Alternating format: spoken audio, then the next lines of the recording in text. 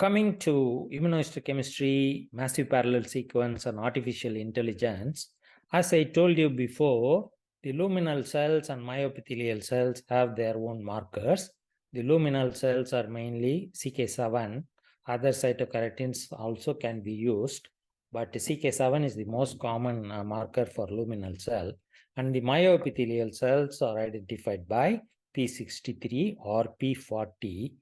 Why I prefer 63 and 40 is they are the nucleus stain, whereas calponin, SMA, S100, they are all cytoplasmic staining.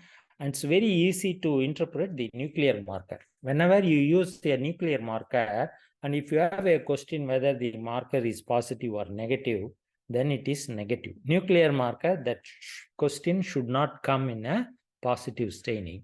In the H&E, you can clearly see the two types of cells in the high power. These are the luminal secretory cells, and these vacuolated cells in the periphery, they are the myoepithelial cell. Sometimes the fibroblasts in the stroma may be misinterpreted as myoepithelial cell. That's why the marker is very, very useful. These stromal fibroblasts will be P40 or P63 negative, whereas these myoepithelial cells will be positive. And this immunohistochemistry is a stain, cocktail stain known as ADH5. It has 5 markers, CK718, red in color, that takes the cytoplasm of the luminal epithelium. CK514, that gives the brown color to the cytoplasm of the basal myoepithelial cells, whereas P63 gives the brown nucleus staining. Nucleus staining. So you can see 3 components here: the red luminal cytoplasmic cells, the red myoepithelial cytoplasm, and the brown nuclear of the myoepithelial cells. So what is the role of immunohistochemistry in breast lesions? They are very, very helpful in sclerotic lesions, ductal epithelial hyperplasia or DCIS. And is there any invasion from DCIS versus microinvasion? These IHCs are useful. And what markers you use? You use ER, PR, and P63 or P40. And these ER/PR hormonal receptors are very, very useful in when you see florid epithelial hyperplasia, and if you have a doubt whether it is a DCIS or florid DEH, this ER/PR will be helpful. I will be talking about it, and I will be showing pictures for you to understand better in due course. This invasion and sclerotic lesions, P63 and P40 will be very, very useful. Whenever the myoepithelial cells are preserved, it is benign. It's also very important to differentiate ductal and lobular carcinoma, or I should not call it ductal, invasive breast carcinoma and lobular carcinoma, because in classic lobular carcinoma, you don't have to do any treatment, or whenever in the excision and the classic lobular LCIS is there, you don't have to re-excise. Whereas when it is ductal, you have to re-excise. And there are 3 beautiful markers, E-cadherin, P120, and beta-catenin. And these 3 markers will help to differentiate ductal and lobular in situ and invasive carcinoma. And there are some markers that are very helpful in the prognosis and to say what medication to start, and we are routinely doing it now: estrogen and progesterone receptors and HER2/neu. And when ER/PR positive, we give hormonal therapy. When HER2/neu positive, we give anti-HER2/neu, which is Herceptin. And sentinel nodes, especially in lobular carcinoma, we may miss the metastasis because of the histiocytic appearance or histiocytoid appearance of the lobular carcinomatous cells. And doing pancytokeratin or AE13 will highlight those epithelial cells where it is missed in H&E. And spindle cell lesions, we have a lot of markers. I will be talking about them in future. And for breast epithelial, luminal epithelial cells, there are specific markers like mammoglobin, gross cystic disease fluid protein, GATA3, and SOX10. but the recent marker is the TRPS1.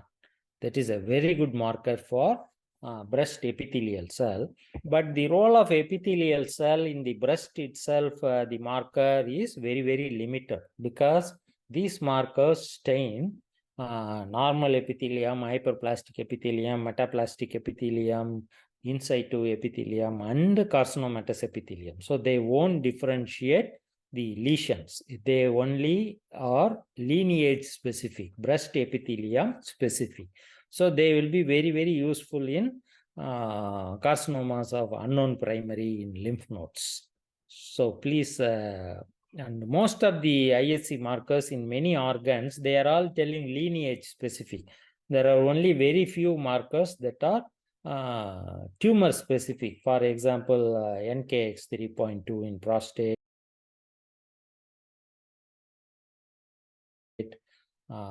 glypican 3 in hepatocellular carcinoma. They are positive in hepatocellular carcinoma, whereas HEPR1 positive even in a normal liver cell. That understanding of IHC is very, very important. 99% of the markers currently are lineage specific, not lesion specific. Probably this may change in future. Another therapeutic marker we have to do in breast and other organs are PD1 and PDL1. And whenever there is a tumor with a lot of lymphocytes, either within the tumor or around the tumor, we have to think of PD1 and PDL1.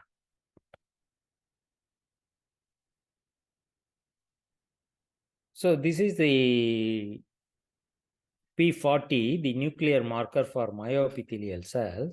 You see the normal breast epithelium, the acini, they are all showing negative epithelial cells and positive myoepithelial cells. This is mild hyperplasia, but here you see this is the tubular carcinoma. How beautifully the myoepithelial cells are absent. And here you have to remember one point. If myoepithelial cells are present, it is benign. If they are not present, it is not malignant. Even some of the normal luminal cells may not have myoepithelial cell. So the presence of myoepithelial cell tells you it is benign. See, here is the ERPR, and I told you they are very helpful in DH to be differentiated from DCIS. In situ and malignancy, they are more homogeneously positive, especially in situ, they are homogeneously. Most of the cells, 90% of the cells are taking. Whereas in benign proliferation, it is heterogeneously positive, means some cells are positive, many cells are negative. This is very, very helpful to differentiate hyperplasia from in situ carcinoma. So this is the, as I told in the previous slide, estrogen and progesterone receptor in tumor cells. And the other marker we do, theranostic marker, is HER2/neu. You all know there are 4 grading systems, 0, 1 plus, 2 plus, 3 plus. 0 and 1 plus are negative. 3 is positive. And whenever you have 2 plus, it is equivocal, and we go for fish. 0 is completely negative. 1 plus, very faint, bare membranous staining, and 2 plus is a weak to moderate complete circumferential staining, and 3 is a very strong complete membranous staining. So how do you remember that? I have this from the internet. See, 1, there is no positivity. It is like somebody erased it. So remember eraser as for score 0. For score 1, it is light pencil tracing. For score 2, it is ballpoint pen, whereas score 3 is a Sharpie marker pencil, very well defined. Okay, please remember this clue to interpret HER2/neu scoring. Sentinel nodes, these are all the AU13. It's very difficult to identify these cells, but when you do cytokeratin, this is a lobular carcinoma, which is very nicely picked up by immunohistochemistry. And retrospectively, if you go and check them in high power, you may be able to see the cells. And that's what we tell in pathology. Retrospectively, everything is easy. But prospectively, we have to be careful. Coming to PD1 and PDL1, I want to spend 1 or 2 minutes because this is very important now. So normally the cells express PD1 to make the cytotoxic T cells quiet, because they don't want the normal cell to be destroyed by the cytotoxic T cell. That's where PD1 and PDL1 will be very, very helpful. That signal blocking is very, very important for the normal cells. But when the tumor cells also produce PD1, PDL1, and they make the cell cytotoxic T cell inactive, it is not good, because the tumor cells will proliferate. So we don't want PD1 and PDL1 to be activated, and that's why we use the anti-PD1 therapy. Here the tumor cells are not making the T cells inactive, so the T cells are active, and those active T cells cause the destruction of the tumor cells. That's the whole idea of treating the tumor with anti-PD-L1, and that medicine, as I told you before, is pembrolizumab. And the clone 22C3 is used, and it's a membranous positivity. Okay, and this is a positive control, and this is the negative control. And as I told you before, we have to go for combined scoring with this formula. And this image gives a score of less than 10, whereas this image gives a score of more than 10. And the treatment is given when the score is more than 10. And there are some inclusion and exclusion criteria. You please keep them in your mind when you are interpreting. And again, PD1, PDL1 interpretation varies from organ to organ. The clone also varies from organ to organ. And whatever I am talking is very specific for breast. What is the role of massive parallel sequencing? It is also known as next generation sequencing. The word next generation is used like 10 years back. So that's why now they changed it into massive parallel sequencing. And what is the real impact? It is very, very helpful in molecular classification, which we will be seeing down the course. It identifies the targets that can be treated by medicine, what we call druggable molecular targets. And in case of carcinoma of unknown primary, it will help to identify the origin of the tumor. In case of differential diagnosis of sarcomas, for example, metaplastic carcinoma, to differentiate from sarcoma, the MPS may be helpful. And it's also very, very useful to see the difference between the primary and late recurrence of a tumor. So these are all the 5 very vital points that are addressed by the massive parallel sequencing. And these are all the current molecular changes available in the literature as a result of massive parallel sequencing. There are many markers are on the roll, but these are all a proven one. What is the use of artificial intelligence? It's very, very helpful in detection and classification of carcinomas, very helpful in grading and biomarker quantification. For example, ERPR, HER2/neu, Ki67, PD1, PDL1, we start counting the cells. And what you can do in 30 minutes, the machine, after learning, can do it in 1 second. So that's why artificial intelligence is very, very important in biomarker quantification. And we count 100 cells or 500 cells, whereas machine can count thousands of cells in minutes. And it also helps in the detection of lymph node metastasis and evaluation of tumor infiltrating lymphocytes. That's another very important area which we will be talking about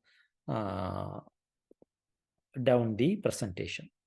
And it also helps in the prediction of genetic abnormality, prognosis, and therapy response in tumors. And what are the limitations of artificial intelligence?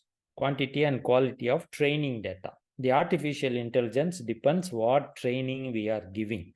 So that's very, very important. And validating the algorithms, well-designed digital pathology workflow is very, very important. And more importantly, the pathologist should trust the artificial intelligence. Please remember, artificial intelligence don't replace, won't replace, can't replace pathologists. But pathologists with artificial intelligence will replace pathologists without artificial intelligence.